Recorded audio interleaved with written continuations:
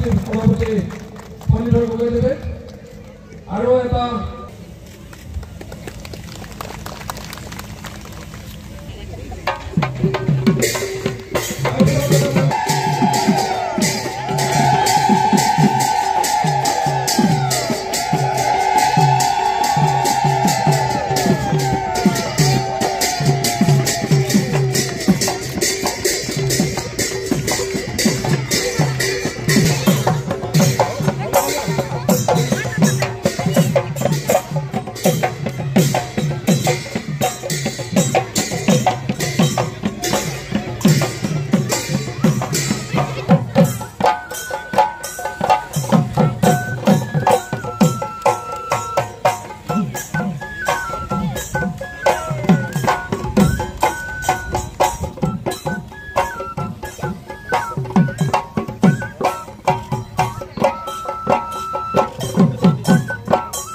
এখন অগ্ৰণী সমবায় সমিতি ৰঙামাটি গাঁও পঞ্চায়ত সমবায় সমিতি লিমিটেড 50টা বৰ্ষত ভৰি দিলে। মই অত্যন্ত আনন্দিত যে ইয়াত অংশীদাৰ আৰু বহুত জ্যেষ্ঠ লোকক এই সমবায় সমিতিৰ অন্তৰ্গত লোকক আজি ইয়াত নিমন্ত্ৰণ জনাই খুব সুন্দৰকৈ সোণালী জয়ন্তী বৰ্ষ অনুষ্ঠান উদযাপন কৰিছে আৰু লগতে বহাগী উৎসৱো উদযাপন কৰিছে। বহাগৰ বতৰত দুয়োটা অনুষ্ঠানেই সফল হওক মই তাকেই কামনা কৰিছোঁ।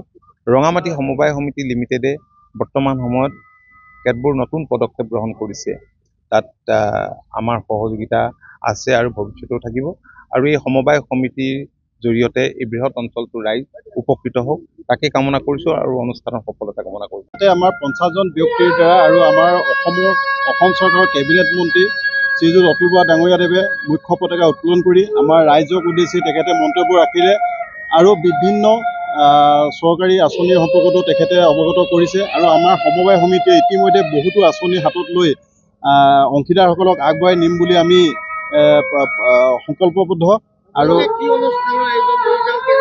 হয়, আমি আমাৰ ৰঙামাটি সমবায় সমিতিৰ যিহেতু 50টা বৰ্ষ পাৰ হৈ অতিক্ৰম কৰিলে, আমি আজি সোণালী জয়ন্তী বৰ্ষ হিচাপে উদযাপন কৰিছোঁ।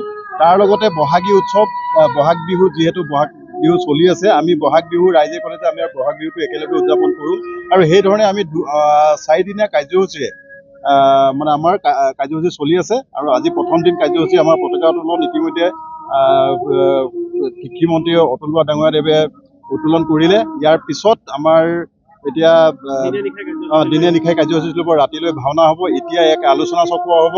এই আলোচনা চক্ৰত Assam cooperative apex bank, IFFCO আৰু আমাৰ যিহেতু পঞ্জীয়ক অফিচাৰ আহিছে, সমবায় পঞ্জীয়ক অফিচাৰসকল আহিছে, তেখেতসকলৰ দ্বাৰা সমবায় উন্নয়নৰ দিশত আমি ৰাইজক কেনেধৰণে আগুৱাই নিব পাৰি, খেতি বাতিৰ পৰা ধৰি ব্যৱসায় প্ৰতিষ্ঠানটো আমি কেনেধৰণে আগুৱাই নিব পাৰি তাৰ ওপৰতে আমি আজি আলোচনা চক্ৰ হ'ব আৰু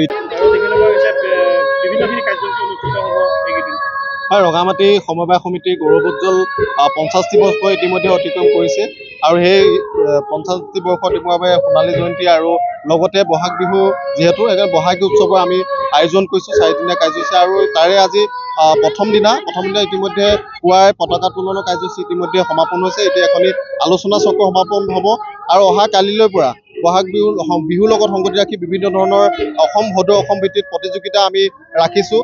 কাইলৈ গুমৰাগ নৃত্য প্ৰতিযোগিতা আৰু ঝুমুৰ নৃত্য প্ৰতিযোগিতা লগতে সৃষ্টিশীল নৃত্য প্ৰতিযোগিতা থাকিব আৰু পৰহিলৈ ভদৌ অসম ভিত্তিত হুঁচৰি প্ৰতিযোগিতা, বৰ বিহু প্ৰতিযোগিতা, হৰি বিহুতি আৰু জেং বিহু প্ৰতিযোগিতা থাকিব আৰু দেওবাৰে শেষৰ দিনা আমি পুৱাই সাংস্কৃতিক শোভাযাত্ৰা আয়োজন কৰিছে। বৰ্ণাঢ্য সাংস্কৃতিক শোভাযাত্ৰা এই ৰঙামাটি মৌজাৰ বিভিন্ন জাতি জনগোষ্ঠীৰ লোকৰ কৃষ্টি সংস্কৃতি প্ৰকাশ পোৱাকৈ সাংস্কৃতিক শোভাযাত্ৰা উলিওৱা হ'ব। এই সাংস্কৃতিক শোভাযাত্ৰা উদ্বোধন কৰিব সদৌ অসম ছাত্ৰ সন্থাৰ সন্মানীয় সাধাৰণ সম্পাদক সমীৰণ ফুকন ডাঙৰীয়াই আৰু আমাৰ যি জনপ্ৰিয় ইউটিউবাৰ সাংবাদিক চক্ৰৱৰ্তী পৰাশৰ এটা অনুষ্ঠান থাকিব।